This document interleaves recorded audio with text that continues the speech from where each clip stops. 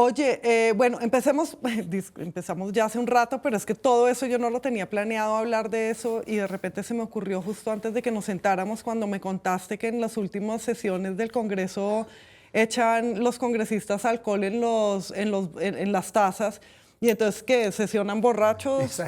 Esa era una práctica que yo no me tocó a mí porque hubo una sesión del Congreso donde eso se hizo evidente. Te estaba contando que estaban fuera de borrachos, cámaras, que estaban tomando alcohol. Sí. Y un gran congresista, un gran parlamentario, gran amigo que es Guillermo Rivera, estaba tratando también de sacar... amigo mío y fantástico en todo. Estaba tratando de sacar el último debate de la ley de víctimas y era un zaperoco la plenaria y era absolutamente imposible sentar a la gente a que votara.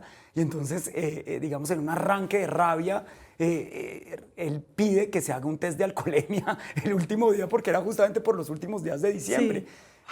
Y entonces... O sea, estaban haciendo novena whiskyable ahí. Digamos que él se tiró esa vaina porque nunca más volvieron a tomar alcohol dentro del recinto. Muy bien. Pero pues yo supongo que será una cosa como pasa, o sería una cosa como la que pasa en las empresas, que el último día todo el mundo se toma un chiva guaro rumbera, pero es el Congreso de la República. Pero por supuesto es el Congreso de la República y estaba en discusión la ley de víctimas y restitución de tierras. Tremendo.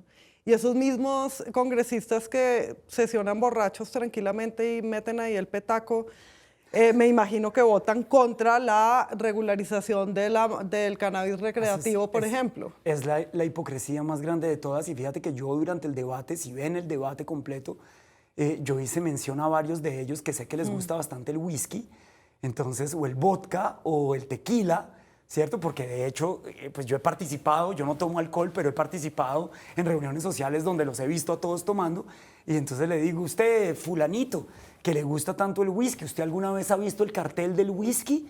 ¿Usted conoce el cartel de ¿Cuántos muertos tenemos? ¿Cuántos muertos tenemos por el whisky o por el tráfico de whisky en Colombia? Pues no, es un mercado regulado y justamente por eso hay que regular una sustancia que es bastante menos dañina que la que usted consume, promueve y le gusta además, y lo hace sin ningún tipo de culpa. ¿Por qué estigmatizar a quienes consumen una sustancia que es muchísimo menos dañina que el alcohol o que el tabaco, que mata a la mitad de la gente que lo consume?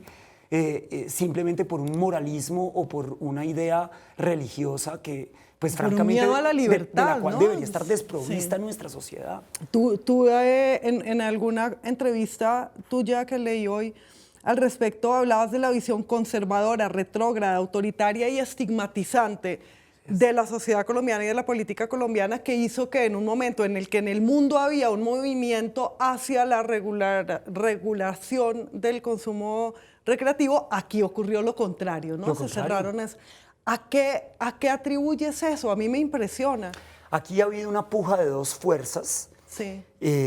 Una fuerza que ha de alguna manera defendido las libertades individuales y los derechos constitucionales de los colombianos, que está desde 1986. Carolina, en Colombia tenemos derecho los colombianos a el autocultivo para el autoconsumo de cannabis hasta de 20 plantas. 20 plantas es una locura. En Uruguay, en la regulación en Uruguay solamente permiten 6 plantas. Lo mismo que lo mismo que en Holanda. En Colombia tenemos una cosa así de exageración del autocultivo. El vivero completo. Impresionante. La gente se puede fumar un vivero entero. Sí. Y eso está de alguna manera ratificado por la sentencia del maestro Carlos Gaviria Díaz, la C-221 del 93, que defendió a capa y espada el libre desarrollo de la personalidad. Álvaro Uribe Vélez en el año 2009 decide él atacar a esa sentencia de la Corte Constitucional y la única forma que encontró fue metiendo la prohibición de manera explícita, taxativa en la Constitución de 1991, en el artículo 49. Lo que nosotros estamos planteando es desmontar lo que Álvaro Uribe quiso dejar ahí como una norma pétrea, una norma muy difícil de cambiar en Colombia.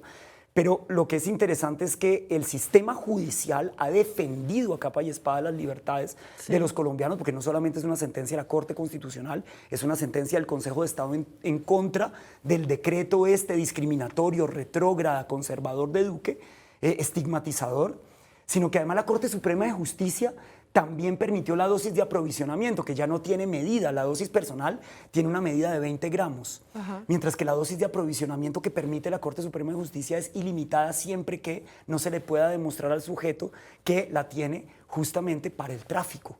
sino que es para su consumo personal. Entonces hoy en Colombia una persona que quiera llevar 2 kilos de marihuana desde donde la adquirió hasta su casa, la policía no lo puede parar y no le puede quitar esa dosis de aprovisionamiento. Sí. Eso es una defensa gigantesca de la libertad de los colombianos. Sí, claro. Y por otra parte es en el terreno de la política, no en el terreno de lo judicial, no en el terreno de la defensa de esa constitución, sino en el terreno de la política donde esa fuerza conservadora ha sido vencedora.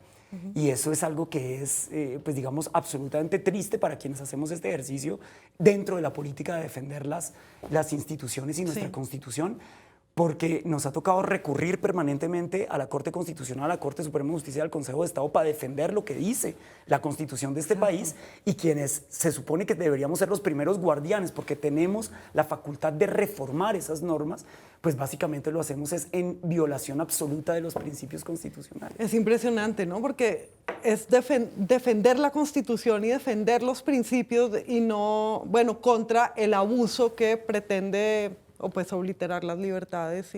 Así es. Esa fuerza retrógrada hoy se llama el uribismo, sin ninguna duda, que además está diseminada de alguna manera en múltiples partidos políticos, incluyendo el mío propio.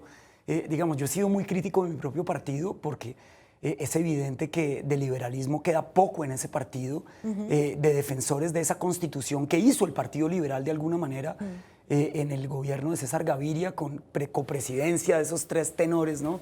Que 2 de ellos eran muy liberales, incluyendo al conservador, que era muy liberal para lo que son los liberales de hoy en día, que era Álvaro Gómez.